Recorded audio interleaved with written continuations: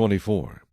When a man takes a wife and marries her, and it happens that she finds no favor in his eyes because he has found some uncleanness in her, and he writes her a certificate of divorce, puts it in her hand, and sends her out of his house, when she has departed from his house and goes and becomes another man's wife, if the latter husband detests her and writes her a certificate of divorce, puts it in her hand, and sends her out of his house, or if the latter husband dies who took her as his wife, then her former husband who divorced her must not take her back to be his wife after she has been defiled, for that is an abomination before the Lord, and you shall not bring sin on the land which the Lord your God is giving you as an inheritance.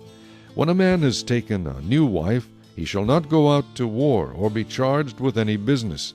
He shall be free at home 1 year, and bring happiness to his wife whom he has taken. No man shall take the lower or the upper millstone in pledge, for he takes one's living in pledge. If a man is found kidnapping any of his brethren of the children of Israel, and mistreats him or sells him, then that kidnapper shall die, and you shall put away the evil from among you. Take heed in an outbreak of leprosy, that you carefully observe and do according to all that the priests, the Levites, shall teach you. Just as I commanded them, so you shall be careful to do. Remember what the Lord your God did to Miriam on the way when you came out of Egypt. When you lend your brother anything, you shall not go into his house to get his pledge. You shall stand outside, and the man to whom you lend shall bring the pledge out to you. And if the man is poor, you shall not keep his pledge overnight. You shall in any case return the pledge to him again when the sun goes down, that he may sleep in his own garment and bless you, and it shall be righteousness to you before the Lord your God.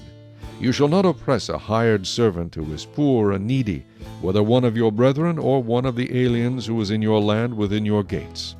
Each day you shall give him his wages, and not let the sun go down on it, for he is poor, and has set his heart on it, lest he cry out against you to the Lord, and it be sin to you. Fathers shall not be put to death for their children, nor shall children be put to death for their fathers. A person shall be put to death for his own sin. You shall not pervert justice, do the stranger or the fatherless, nor take a widow's garment as a pledge. But you shall remember that you were a slave in Egypt, and the Lord your God redeemed you from there. Therefore I command you to do this thing. When you reap your harvest in your field, and forget a sheaf in the field, you shall not go back to get it. It shall be for the stranger, the fatherless, and the widow, that the Lord your God may bless you in all the work of your hands. When you beat your olive trees, you shall not go over the boughs again. It shall be for the stranger, the fatherless, and the widow. When you gather the grapes of your vineyard, you shall not glean it afterward. It shall be for the stranger, the fatherless, and the widow. And you shall remember that you were a slave in the land of Egypt. Therefore I command you to do this thing. Chapter 20.